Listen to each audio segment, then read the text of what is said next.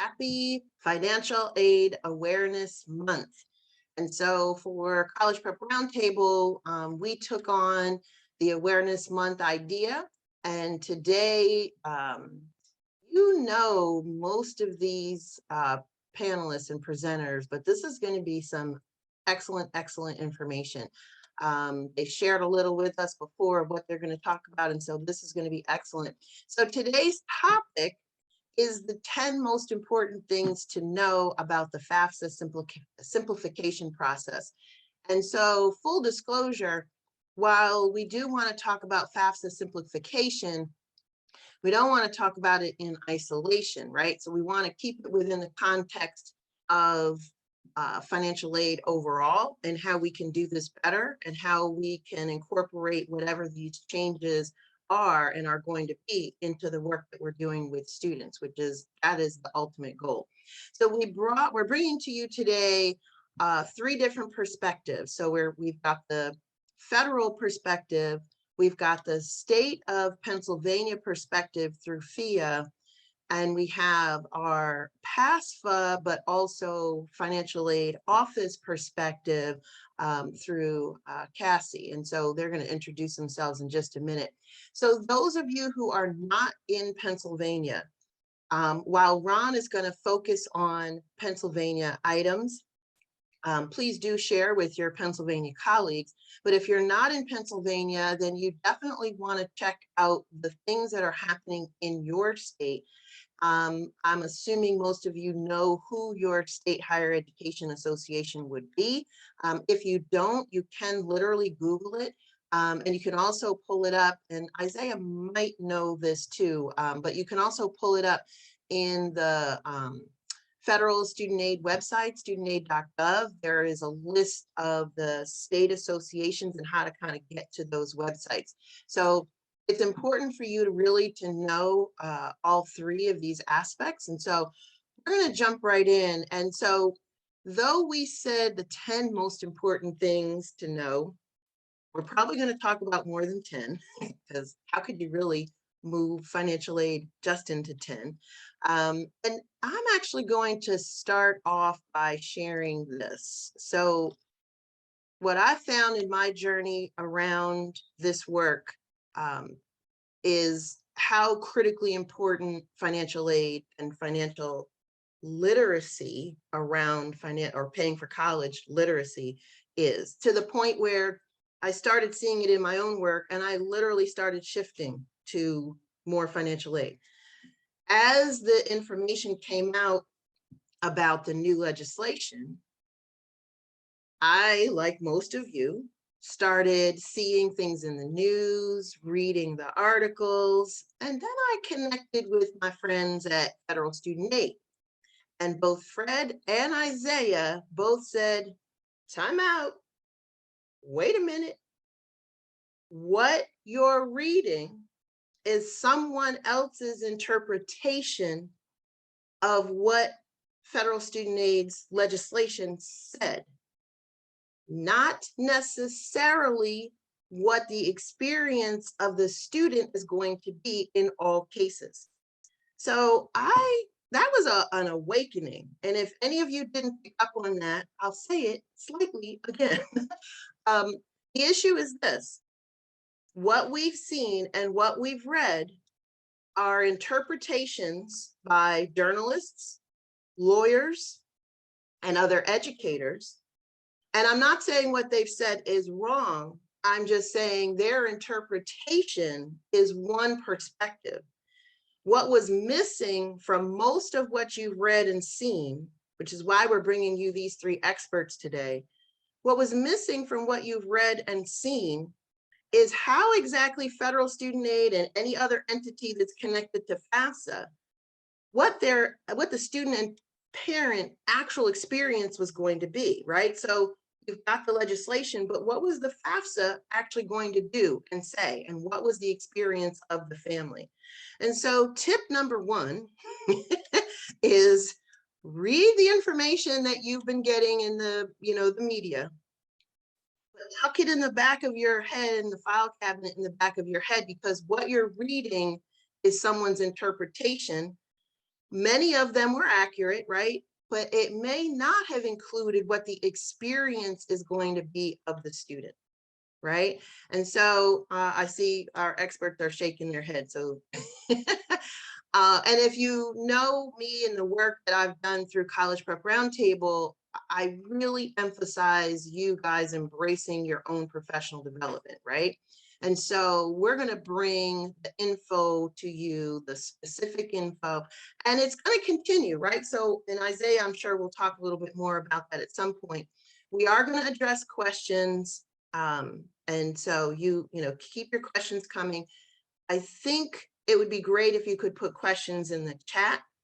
If it's difficult to put the questions in the chat, we certainly, it's not a huge group, but we certainly can entertain, given the time, questions audibly as well. So let's get started. I want to go with our federal student aid information first. And with that, I bring you Isaiah Ellis. Thank you, Candace.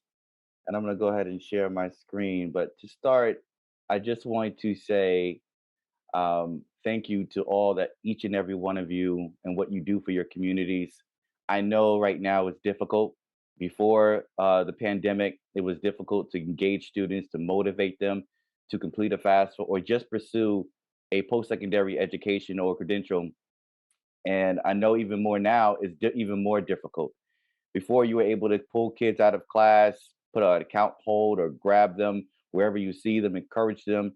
And now it's easy where a student could just shut people off by closing their laptops or hanging up their phones. And so I just want to say, thank you to the dedication and the service that you provide to all of the students across the country. And the information that we're going to have here today, some of you may be aware of it, and some of you may be hearing it for the first time. And so we just want to sort of bring everyone to being onto the same page. And so just to get started with that, well, just to backtrack a little bit for some of my friends on the call, my name is Isaiah Ellis. I'm with Federal Student Aid. But prior to being employed at Federal Student Aid, I was with the Maryland Higher Education Commission. So, shout out to all my neighbors and the people that I've worked with in the past. And I've been in the college access, the sort of outreach space for over a decade. I know I may look like I'm 21 fresh out of college, but and thank you for the compliments for those of you that said they agree.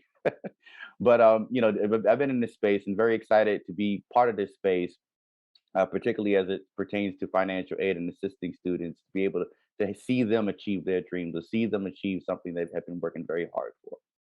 And so with that, let's get into some updates. So the first things to know is that we do have a brand new look as it pertains to the FAFSA itself. So in the prior years, for some of my friends on the call who have gone through the process of the FAFSA being paper or have gone through the trials and tribulations of just it being on a desktop, is also available via mobile phone. People can fill it out on their mobile phone, but just keep in mind that typically we are seeing that students are going to tablets, are completing on their laptop and desktops. So what we're really pushing, also letting students know they can also complete on the mobile phone just in case they don't have a computer or desktop at home. There are going to also an updates, particularly to as pertains to role selection. So when they're entering inside of the FAFSA, it's going to really ask them whether they're a student, a parent, or preparer.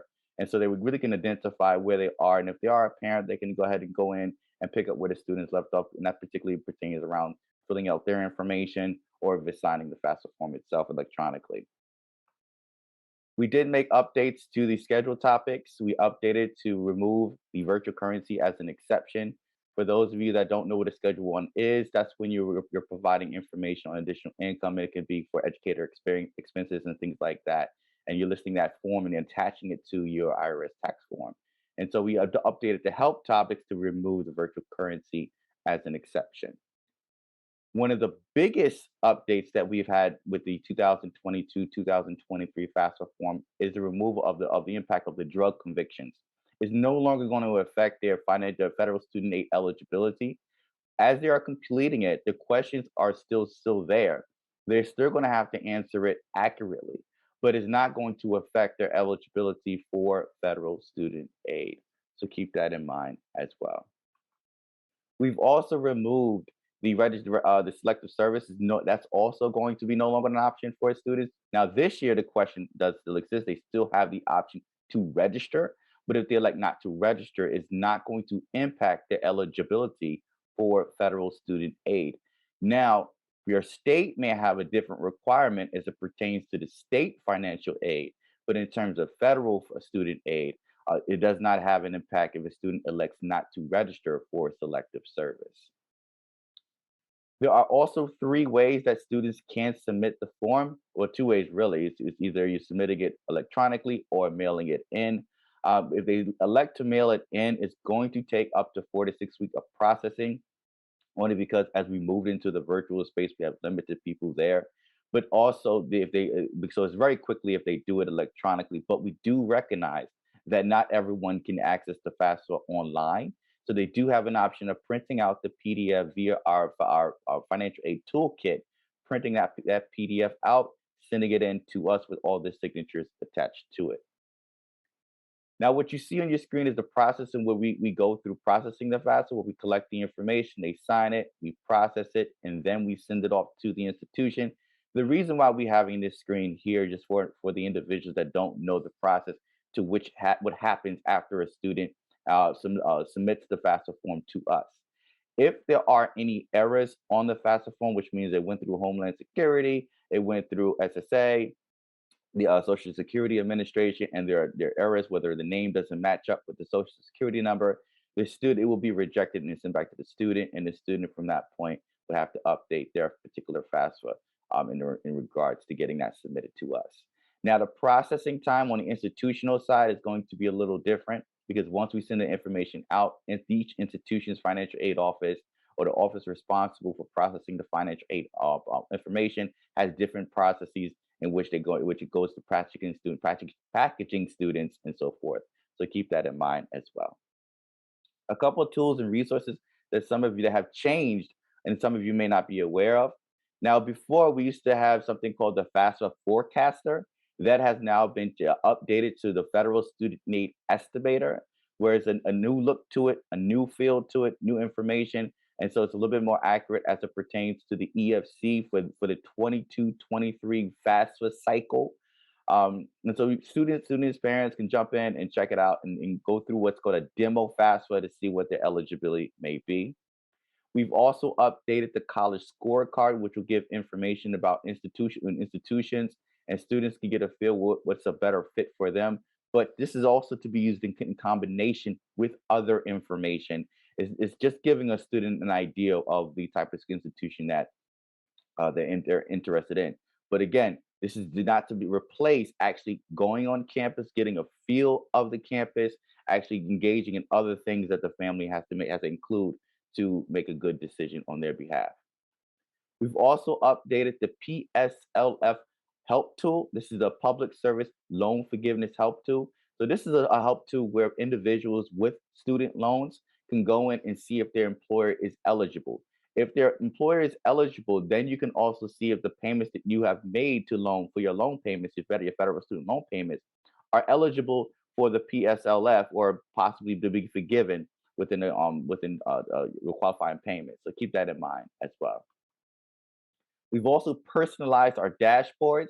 So when students are entering and they're entering their their FSA ID and they're going onto their personalized account, they're able to see the amount of aid, federal aid, that was dispersed into their account or was dispersed on their behalf via federal student loans, or it could be for Pell grants and other grants that they were dispersed on their behalf. So they're able to keep track of that as well. We do have a financial aid toolkit where you can access information as many of your college access success professionals, where we have abundance of information, tools, and resources that you can utilize for your outreach or for your assistance, your service that you provide as well. We do have a feedback center. We always welcome feedback. We always are looking to improve. So if there are things that you see that we can better, that we can improve, that we can enhance, and even on a student side, that they feel that we can enhance as well, we always recommend that sending some information into us so we can take a look at it and see how we can do that. And like many institutions, we are in social media. We are really actively building up our presence on LinkedIn, where we would always project and always provide opportunities, employment opportunities, particularly for our professionals, and that we're really focusing on building that up as well. But we are also on Facebook, Instagram, YouTube, and Twitter. We're thinking about going on to TikTok, but I don't have any moves for TikTok, so we're just going to leave that alone for right now. And at this time, I'm going to turn it back over to Candace.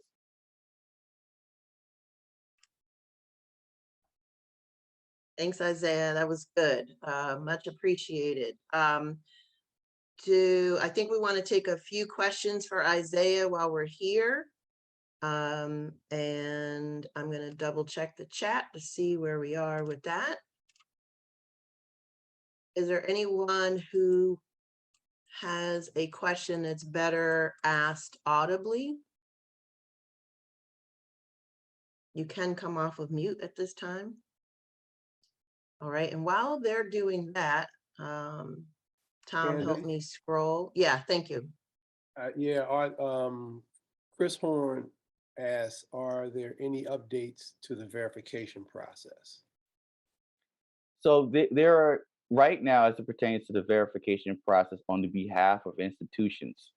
Now twofold on that one. For the student, we did lax a little bit of our verification identification for students, especially as it pertains to COVID-19 during this time. From the institutional side, we do have a number of updates that will be coming down the pipeline. So I do recommend that we here at FSA, we will be conducting a verification webinar. So I don't want to take any steam from them, but I would definitely say tune into that, because we are finalizing things on the policy side. So I can't get ahead of that, but there will be updates as it pertains to the verification process for the institutions. So tune in for our verification webinar, and we'll give you more information about that when the time comes.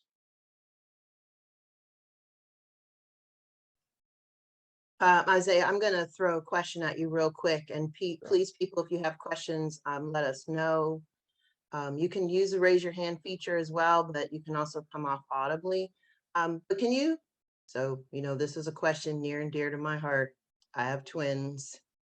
So potentially a year from now or so, the benefit of having multiple children in college will go away. Do you know the timeline on that, or can you also share what that means and what it's going to do? For my kids last year in school.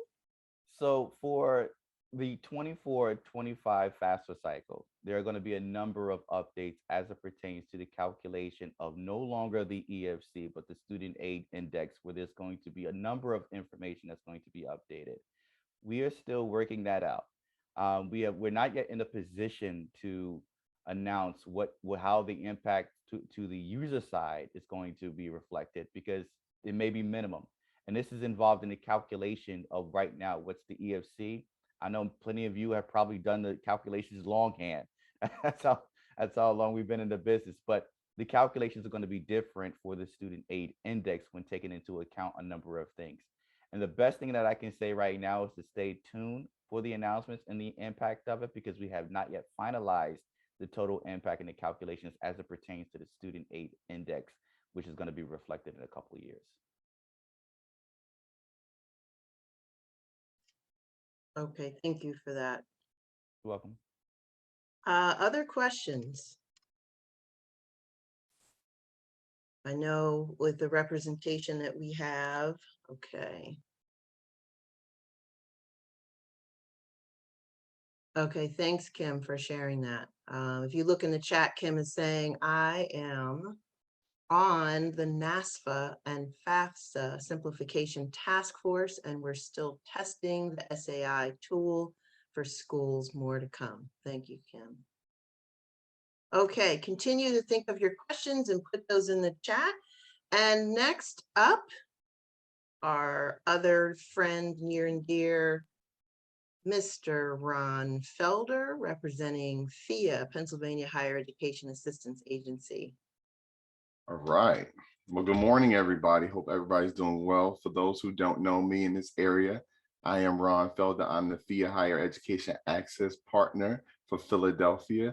I have some tough shoes to follow behind Mr. Ellis. So you kind of set the tone. So thank you so much, sir. But first and foremost, before I even go into my presentation, I definitely want to just let everybody know what my role is as a FEA Higher Education Access Partner. My job task is to support and provide any type of guidance to post-secondary or secondary institutions in the Philadelphia area on FEA's behalf, as well as the outreach programs such as libraries, state legislative programs, and PCPR, for example, in those aspects. But for those who really do know me, they would probably say I'm the FEA guy who runs around Philadelphia going crazy all day long, according to Candace and Tom. Now here's my Western partners. This is a very, very old picture. Jan has happily retired, so we have a new access partner. His name is Jonathan. However, these are, once again, please remember these are very, very outdated pictures of us. If you want to know something really, really cool about the Pennsylvania School Services team, every man in this department has no hair, so you can know the amount of stress that we go through. So this is a very, very old picture. Again, this is what I looked like when I first started, but now you guys see, now I have the cue ball thing going on, so I'm real good to go. So I was tasked by Candace and Tom to talk about 3 important factors of financial aid. And when they said 3 important factors, 3 questions. So let's just talk about my 5 steps to financial aid. Really consist of first looking up free money. And when we talk about looking up free money, we're going to be talking about the state aid, which is your state grants from FEA, as well as your Pell, which is your federal grants. And I'm sorry, Isaiah, I'm going to take talk a little bit about your federal side a little bit, just as an FYI. So if you give me a thumbs up, I'm okay with it. I'm okay. All right, perfect. Next, we're going to talk about the deadlines. Even though we're coming out this post-COVID era, it is very, very important that we stress to our students, to our families, not missing a deadline. Because we all know if we do miss a deadline, we will not qualify for any type of federal aid or state aid. And, you know, and I always go back and forth with step 3 and step 4. Because unlike Candace, I'm not on the lighter side of having my son a senior in college. My son actually this year will be a freshman in college. So I'm actually on the front end of it. So I always go back and forth of course, filling out the FAFSA, filling out the FEA state grant is important, but comparing and contrasting what you can afford is important. So I'm not going to talk too much about that, Cassie, because I know that's definitely your wheelhouse. However, when we talk about the funding sources, we're going to talk about where it really comes from immediately. The federal agency, the federal government, is those funds can go to any state in the United States without any type of discrepancy, any type of issues. We already know we have to fill out the FAFSA. If you don't, for those who are on this call and does not know what the FAFSA stands for, it's the Free Application for Federal Student Aid. It opens up October 1st of every year. It opens up October 1st of every year. It has been like that the past couple of years. Please, please do not, if you hear anybody say the FAFSA opens up in January 1st, they are really outdated. They still probably have a sidekick cell phone going on. But please, please, please make sure you tell them October 1st, as well as the FEA state grant application, which is your state government agency, well, your state agency. Our application opens up October 1st, and I'm going to talk about the deadlines in a couple slides from now. But you also want to mention your institutional aid and your merit aid that are funds that come from your schools that you're applying to. And then we also want to always mention the benefits of applying for scholarships and grants outside of the normalcy. This year's maximum award for federal grants, which is your Pell grant, which is your free aid, is $6,495. Now that's based off of a max of all 0 EFCs. However, it all depends on what you made. I always tell my parents, if you went a little crazy on the overtime and your child's 11th grade year, then you might not get that full Pell. Now, if you budgeted yourself and said, you know what, I'm just going to just do my 40 hours, then you might have a high chance of getting some Pell money or even the max money. but everybody really tries their best to get the max money of Pell in Philadelphia, because I do have some non-traditional students. I have a large amount of non-traditional students that usually start at Community College of Philadelphia. And they all know if they do receive the max Pell, guess what? CCP is free. But again, you cannot stay at community college for 5 years and think that that Pell grant is going to cover you. Because by the time you get over to Cassie's side at Temple, she's going to be kind of like the Darth Vader and tell you, you don't have enough Pell left.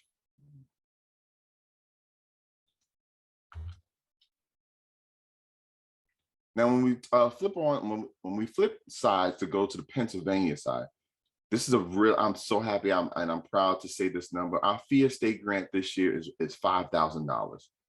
Now, I'm a transplant from New York City, so if I talk too fast, it's because it's the New Yorker in me. However, I remember when I first came to Pennsylvania and I saw the Pennsylvania state grant, it was really low. And I was just kind of depressed because I felt like we deserved more as Pennsylvanians. I just call myself a Pennsylvania. I just realized I'm adapting to living in Pennsylvania. Wow. So you have to understand that $5,000 maximum award is extremely important and it does benefit your schools. Now, just to give folks a little bit of heads up, Pennsylvania now ranks as the second state in the United States for the most private institutions. So our schools are not as cheap as you think they are. However, this $5,000 does benefit students going for post-secondary education. Now, if you're looking to go out of state, the maximum amount of awards that we will submit is $600 a year, $800 if you are a veteran. However, for the states that we do submit our funds to, DC, Delaware, Massachusetts, Ohio, Vermont, and West Virginia. Now, I know they always say, well, you know, I wish we could get more, but those are the states that play nice in the sandbox with us. They have reciprocal agreements where we send funds to their state and they send funds to our state. So it is what it is. I wish it could be more. However, this is just how the game is played. Now, when we talk about how we award our PHEAA state grant amongst certain schools, PHEAA does disperse their funds based off a cost tier program. So depending on how expensive your school is, that is actually how the maximum amount of awards will go to.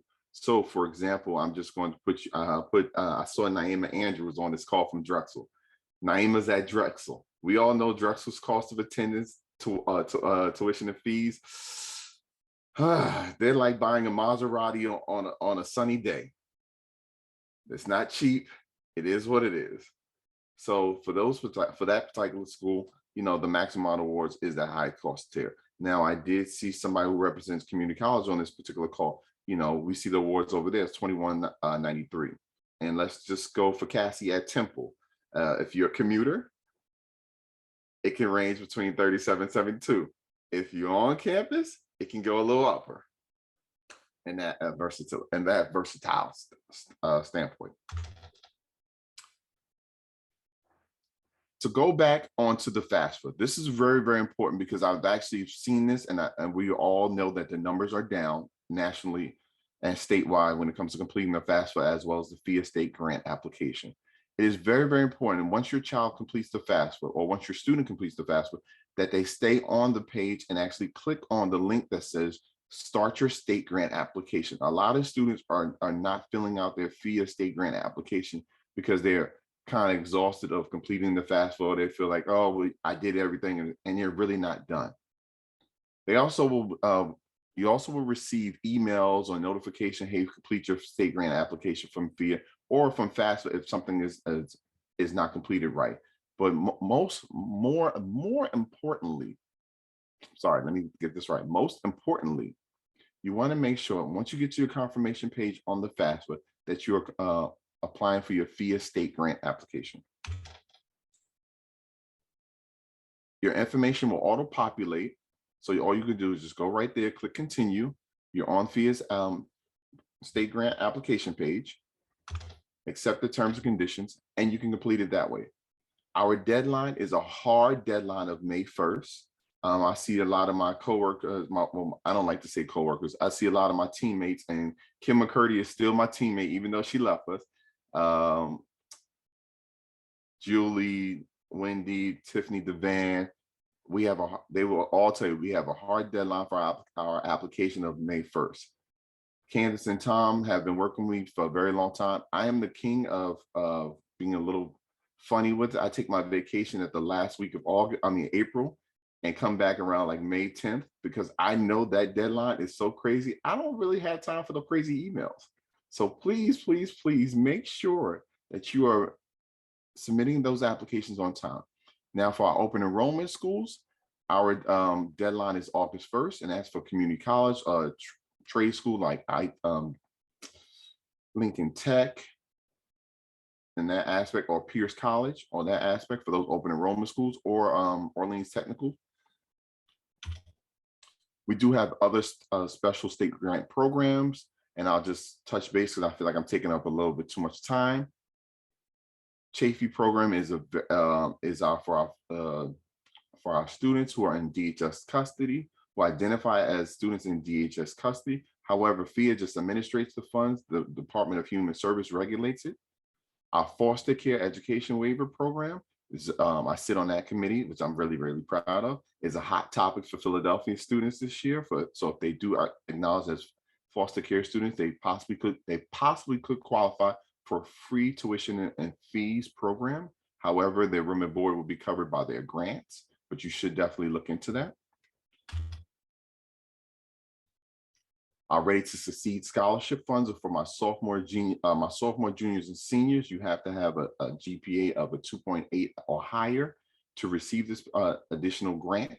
This is free aid for your students. So again, please look into it. And we are on every social media platform except for Instagram and TikTok. I don't think PHEAA will get there anytime soon. So Isaiah, you guys might be there faster than us, because it took me for a minute, and Kim McCurdy would pretty much agree with me. I used to always say we need to be on social media when I first started with PHEAA, and it took me to lose my hair for them to get onto the social media now. And if you need to get in contact with me, here's my contact information. Please feel free to call me, email me, text me. We are text friendly, but please make sure you text them with regular language and not text jargon. I don't read text jargon. I don't understand it. You know, I'm just not that guy. But please feel free to email me or call me. I am a workaholic. I do kind of work 6 days a week. So please feel free to. And I will pass it back to Candace.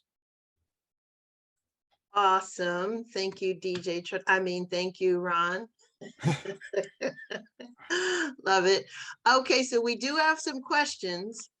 And so we're going to address a couple of these now, and certainly we'll do some even after Cassie goes. But Michelle had a question. She said, max EFC number on your slide number 6 was 5,487. Is that maximum for Pell eligibility?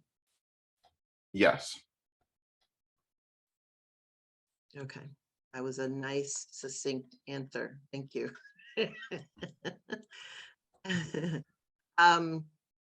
Also, there was a question. Nicole said she saw. Oh, go I'm ahead. sorry. No, the question was that the max for Pell or Yeah, she said, is that maximum for Pell eligibility? No, the max for Pell this year is $6,495. That So might go back and talk about. I'm looking at it. That might actually be a typo. Yep. Okay. Yep. No problem. It happens. All right. So then the other question was, they saw in your slide, there was a column that said DE award next to the column of awards to the cost of tuition. Distance education. Not Delaware. Correct. Yeah, not Delaware. No, yeah, not Delaware. Trust me. Trust me. If it was Delaware, I would be extremely happy right now, personally and professionally. 100%. Yes. Julie wanted to know when will, so this I think is a nod back to you, Isaiah, and I think it's a good thing to bring up because I think, Ron, you can also address this from PHEAA. So when will FSA be providing updated webinars and training on FAFSA simplification? Is there anything coming up? And then Ron, if you could address that for FIA as well. Mhm. Yeah, good question. Our goal is to launch some type of webinar around September and October. September typically is when August is when we do our normal verification annual webinars. September is when we do our FAFSA updates. So that's typically when we're going to have those. And then October is going to be our boot camp, where we're going to dive into different things as it pertains to FAFSA simplification. So that is at the earliest we will conduct it. At the latest, I would say look to next spring, at the latest. And now for FIA, we do have a wonderful webinar series going on for educators and counselors. It will be conducted the third Wednesday of every month. And that will be held virtually. And if you miss it, you can actually go back onto our FIA tools and resources on FIA.org section, and it will be there. It'll be posted, and it will be different access partners like myself, like Julie Fontaine. I always think about Julie's maiden name, Wendy Dunlap, Tiffany Devan, Michael Burke, for those who know Michael Burke, and Fran McEwen, those folks. Okay, excellent. So I'm checking the chat. I don't see another question. If anyone else sees a question, let me know.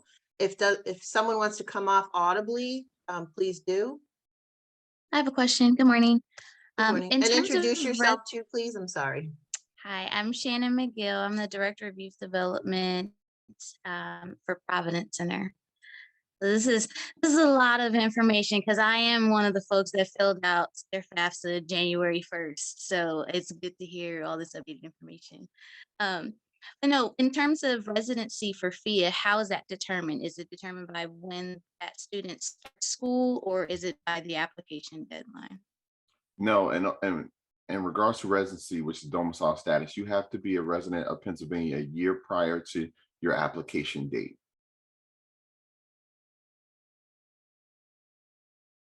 Thank you.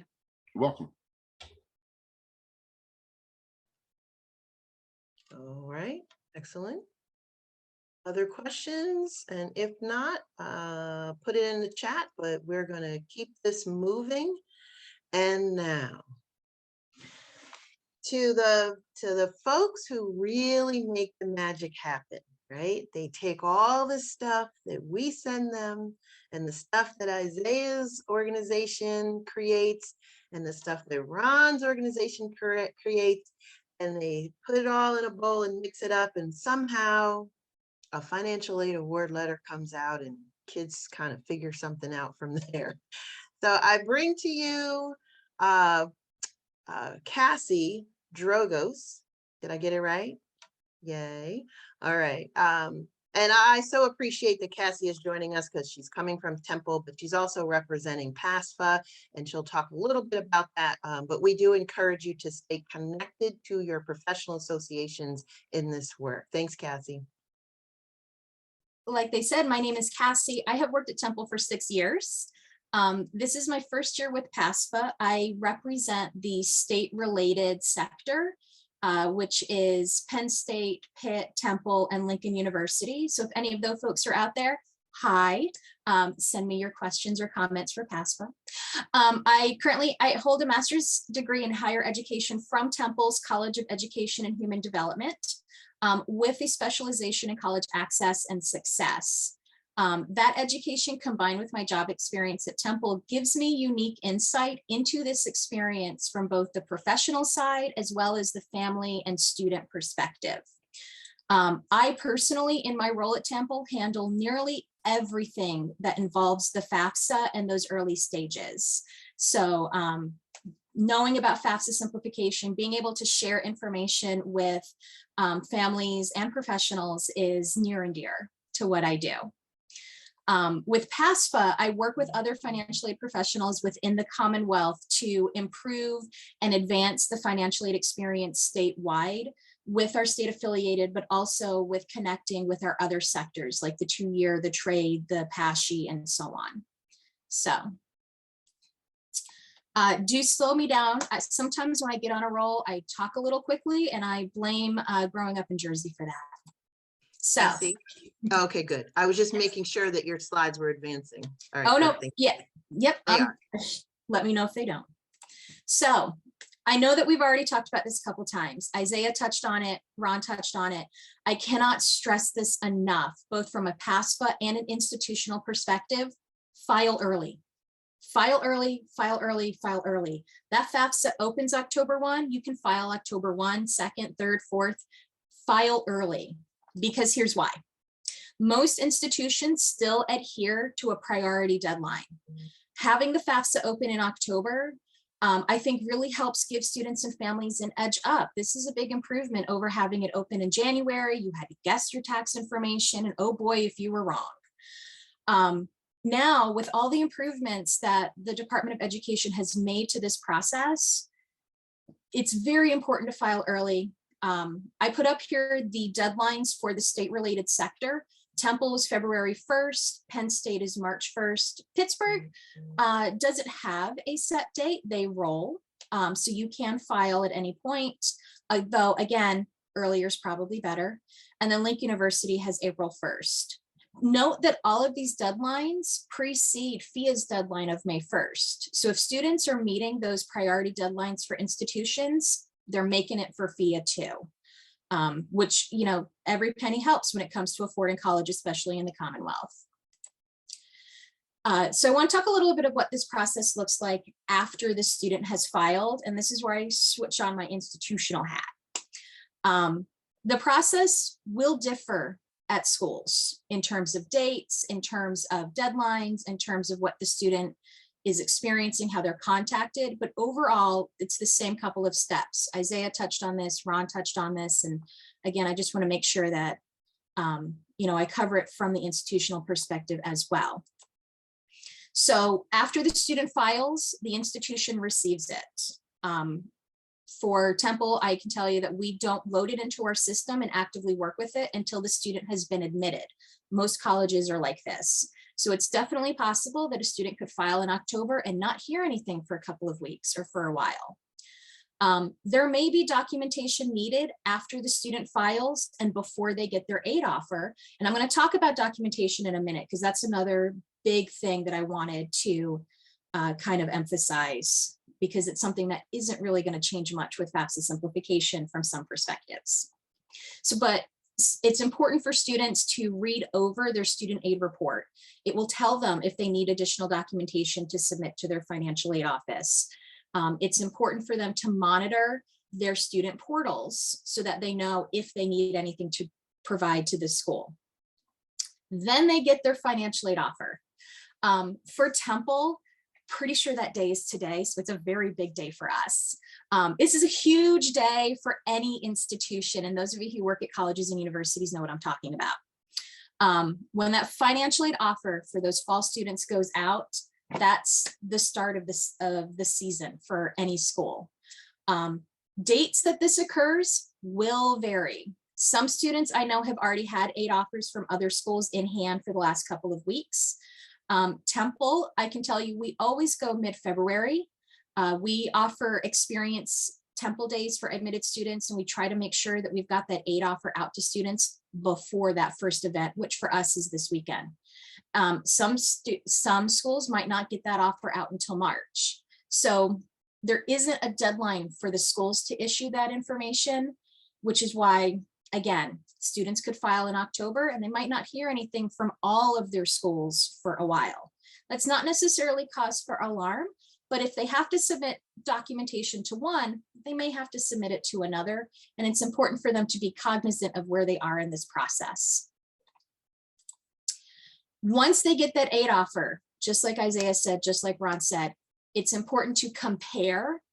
And then more importantly, and I'll admit my bias on this one, talk to the financial aid office. I think those of you who work in financial aid who are on this call today know that sometimes we're a little bit of an afterthought. No one's really thinking about it in February, but they are definitely thinking about it in May, in June, in July, in August. They're 100% thinking about it in September when those tuition bills come due. It's really important to do things as early as possible throughout this process. File early, submit documentation early, meet with the financial aid office early. Start thinking about how are you going to fund this? Does your financial aid cover everything? Do you need additional money? Can you apply for additional scholarships? Early is the key to success with this process. And talking to your financial aid counselor, your financial aid office will help students advance in this process overall. Because most importantly, and I can speak to this from my institutional experience, they need to have a plan before they move in, before they sign a housing contract, before they sign a lease, before they register for classes, before they start at the university, but more importantly, before they get the emotional investment.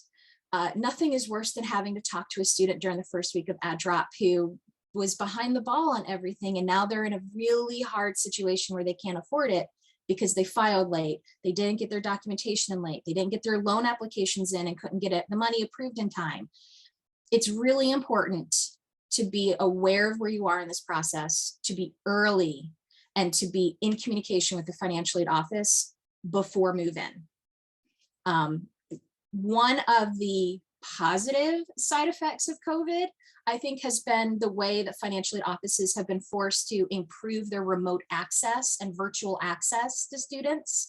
It allowed our office for the first time to offer appointments virtually. We're so much more accessible to our families cross country now and across the state, that there really isn't much of a reason why students couldn't reach out to us and have these conversations early on. But it's a pretty straightforward process once they file.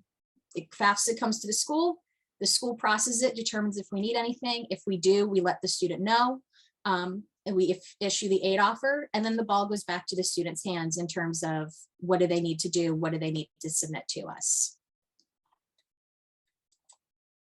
So this was the last point I wanted to bring up, and I am definitely going to spend a little bit of time on this. So I see questions coming to the chat, so keep letting them roll in.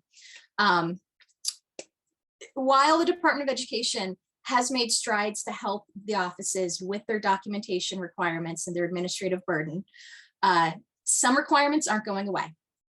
And it's important for students to understand, especially families as a whole unit, to understand that there are times where they need to do something beyond simply filing the FAFSA.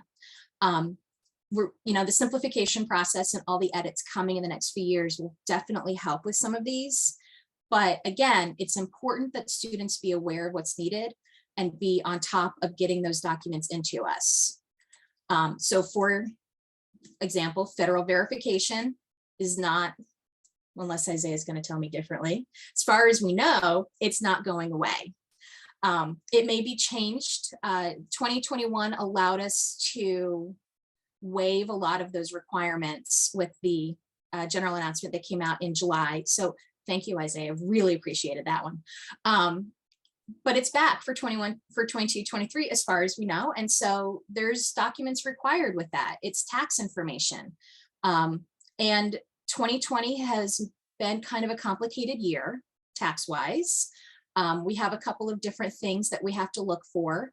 And so the schools need to request a little bit more information than we normally do, looking for various pieces of information. There's a type of verification where the student has to confirm their identity and sign a statement of educational purpose to affirm that they're here to get their education. That's something that has to be done if they're selected in order for them to receive their financial aid. And the schools will tell students if they're selected for these processes. So will the student aid report from the FAFSA. If they read that over, it'll tell them if they've been selected, and it'll refer them back to their financial aid office. This is a process that most schools start in advance of issuing aid offers. We started at Temple as soon as our system, our school information system is ready. We use a Lucian banner.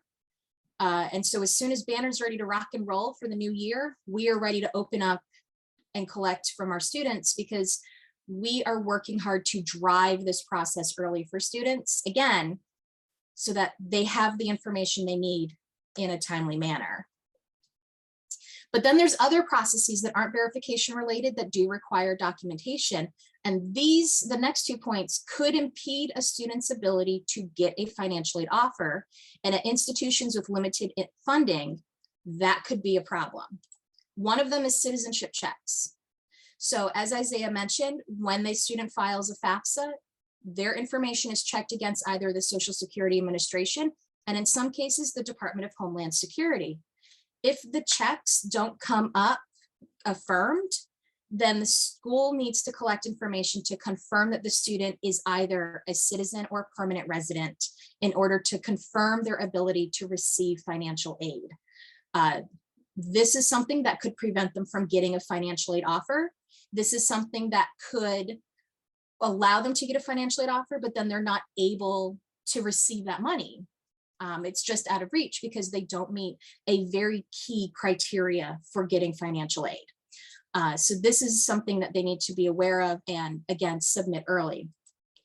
The other thing is independent student status. So not every school does this, but there are those questions on the FAFSA where a student has to confirm if they are married or a veteran or an active duty, foster care, orphan, under a legal guardianship. I could give you the whole rundown if you really want, but some schools require students, if they say yes to these questions, to confirm it through documentation. Temple is one of those institutions.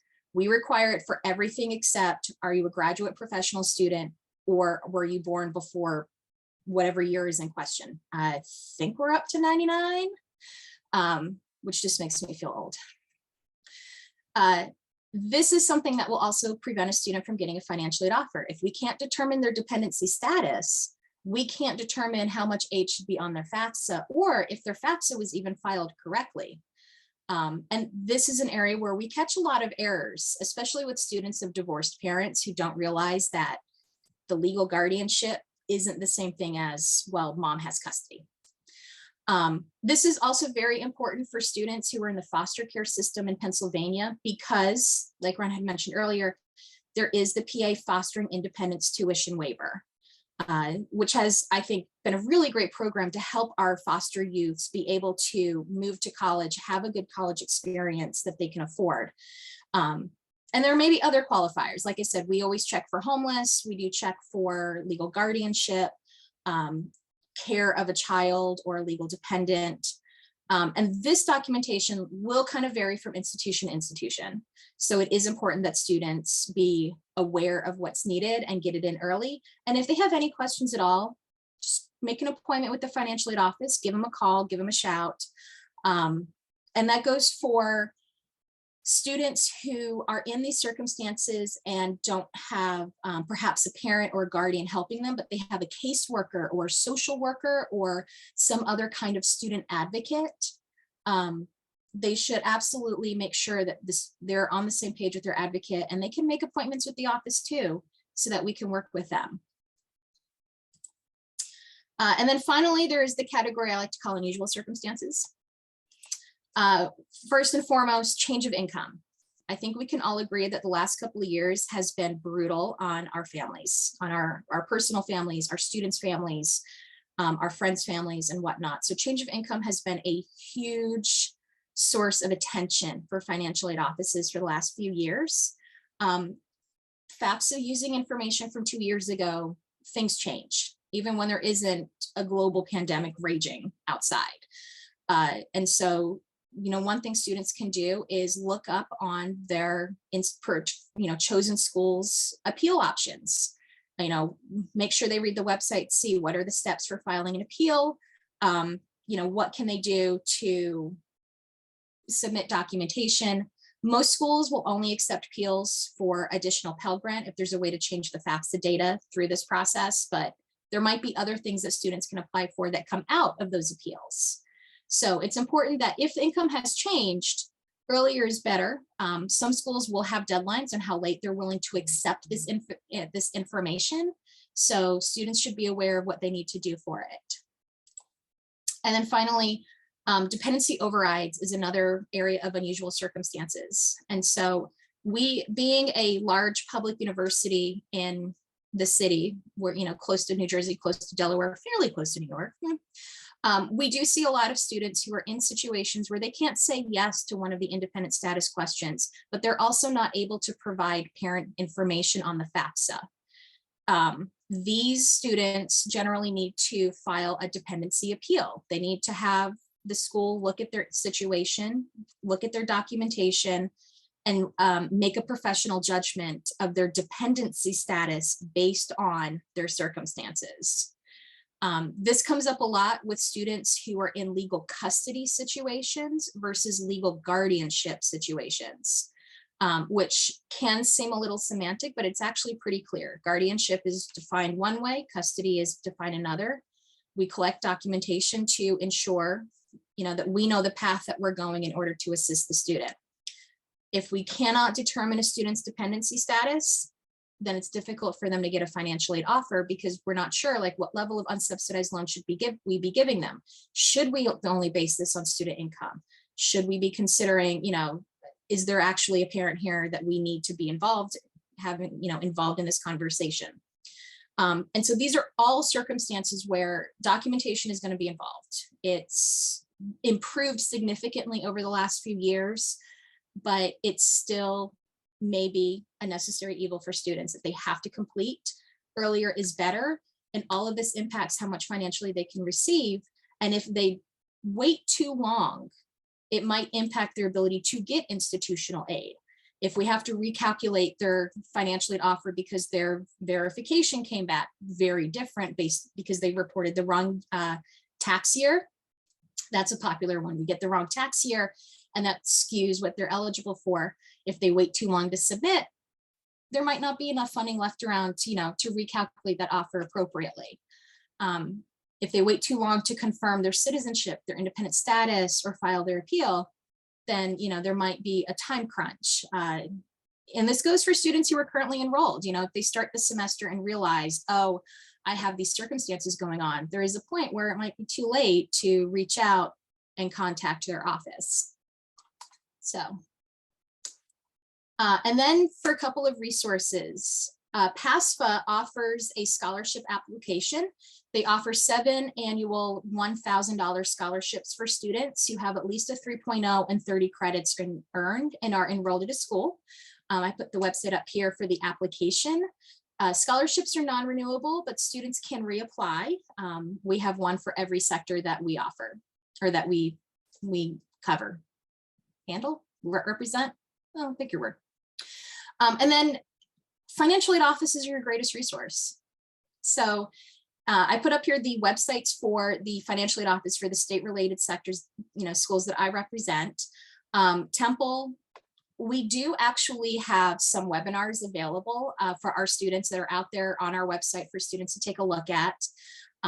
We launched this and worked on this when COVID when it became very clear that we were not coming back to the office for a while. We really tried to think outside the box about how to reach our students, how to educate them on this process, how to educate our families on this process.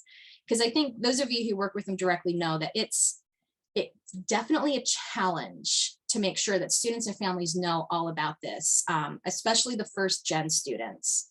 So we started creating and recording webinars for our students. You have Penn State, you have Lincoln, and then you have Pitt's websites, because again, the financial aid offices are always here to help. We're here to help with filing the FAFSA, explaining documentation requirements, and any other questions that students have about how they're going to make their education possible. So, a couple of things. Cassie, could you please put the PASFAA scholarship link in the chat? That would be great, even though people will have access to these slides, but I think that would be a good one to have now. And we did have a question. Daria, I believe, excuse me, Cassie did address a portion of your question, but I'm going to ask it again because there may be some input that both Isaiah and Ron have, if you do. But I'm also going to pose this to our complete community because we do have some seasoned people in the meeting, and there may be some strategies that you have. So Darius says, good morning. Do you have any suggestions for students who are estranged from parents and or parents who refuse to provide social security numbers and income info, but the student, they are not considered independent. This is my life. This is where my work sits all day. Thank you. Yeah. I think we just all rolled our eyes on that one. It's been going on for a very long time and it is very tough. It's a great question, because it is a very, sadly, it is a more common circumstance. So there's actually, I'm going to break this question into two. I'm going to address students who are estranged from their parents first. If they're estranged from their parents and it's documentable that there is no contact, then that is something that usually the student can appeal, can do a dependency appeal. They want to look at the schools that they're going to, and they want to reach out to the financial aid offices and start the conversation. I know that a lot of these circumstances and situations can be really sad and very traumatic for students. And so the people who handle these appeals are used to the level of confidence that's required, the level of empathy that's required. I think that we can all agree in financial aid that if the word appeal is involved, it's not because it's a happy situation. And so I would encourage students to reach out to their financial aid offices and talk to them about, what their circumstances are. And they can start this process early when they're getting ready to file and they're not quite sure what's the best way to do this. Reach out to an office and ask them, here's my circumstance. I want to come to your school. I want to apply. I'm doing my FAFSA. How should I do this? Because usually the school will give them information on their specific process. If they are estranged from their parents and they are living with someone, so if they're living with a grandparent, an aunt, uncle, or some other family friend, if they're early enough, if we're talking a college sophomore or a high school sophomore or junior, it might be worth asking them, like, do they have, could they petition for guardianship? Could they formalize that relationship through the courts? Because a lot of times that documentation makes this process easier for students. It's a little bit harder when there isn't any official or formal court documentation. If you have parents who are in contact with the student and refuse to provide their information, that's probably the most unfortunate of all situations. Because if the student has contact with the parents, and if the student simply cannot obtain their information, they can file the FAFSA and indicate that they're only asking for the unsubsidized loan, but they won't get anything else. They wouldn't get any information regarding institutional aid. They wouldn't be eligible for grants. If the parents are fully against providing any information, then unfortunately there's very few options for those students, because they probably also won't have a cosigner for a private loan. And I can tell you the unsub is not going to cover the bill in full. So those students are in a little bit harder of a circumstance. They can certainly talk to the financial aid office about what the appropriate path is, but they're students who might also need to think about what their larger options are in terms of being able to afford their education. I was a non-traditional student, and I would argue that being a non-traditional student is not a bad thing. And unfortunately, students with parents who, again, are in contact, the student might even be living with them, but they refuse to provide their information, they need to think about their options. So it's a good question. Yeah, and thank you for that, Cassie. I appreciate that. So, and that's really good info. So we're winding down in the time. Isaiah has something to add to that as well. Yeah, the first thing that I would like for everyone to always think about when you enter these particular situations is this student a citizen? Now, the reason why I say that, because when we say estranged, we automatically think this is a student that's an American citizen or U.S. citizen. This is a student that is in our local neighborhood, but the world is changing. You are encountering undocumented students. You're encountering students whose parents may be in a different country. They may have no contact with that parent due to a number of different reasons. So the first question is the student a US citizen? Because if they are a US citizen and the parents, they don't have contact with the parent want nothing to do with, and the parent is in another country, the student can still receive federal student aid because they are US citizen or eligible non-citizen. So consider the citizenship first. Now, if we get past that, now as a former financial aid counselor myself, we always talk about, you know, certain circumstances where in my previous years had a student that would come to me and she was in tears. She said, my parents kicked me out of the house and things like that. And it was later discovered that she was using prescription pills and the parents didn't want anything to do with that. And you have to really kind of flesh out, okay, you know, you can't provide me any documentation. This is your situation. You have to sort of figure that out. Those are the hard choices a financial aid counselor, administrator have to make. And there's going to be teary eyes and all that can. So this is why we always stress applying early, figuring things out early as it pertains to not just federal, state, institutional, but private aid. Many individuals need to understand that the earlier you get the students in this process, when they come across situations like this, they don't have to rely on situations like this. Because if they have started out, let's say, applying for scholarship as young as 5, yes, you can start doing that. And they have gone through the process and they were able to secure enough money, hopefully the decision will have to come down to be whether you go to a community college or a four-year institution. As Ronald said earlier, if you are Pell eligible, but if you are able to supplement that or even replace that with a scholarship, you have to start out at a community college. Many of the community colleges have relationships with the four-year institutions. They have good transfer scholarships. So the pathway going to or obtaining a post-secondary credential may be easier, even if they have to just choose another path. So it's always important that when discussing with the students that you're sort of getting a feel for it, but they always keep their options open as it pertains to financial aid. And Candace, can I just get 30 seconds real quick? On your mark, get set, go. And speaking from a father perspective of a child going to college this year, you've really got to have the real deal conversation with your students and your parents. Listen, what can you really afford?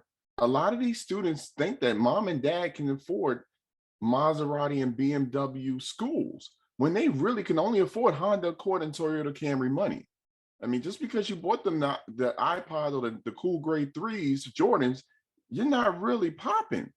You're struggling, because when they go to college, you still have to pay your mortgage, you have to pay your rent. You have to compare and contrast your award letters. I love Temple, I love Drexel, I love Villanova, but when you see these award letters and you see their remaining balance, you really think about who's going to be paying this.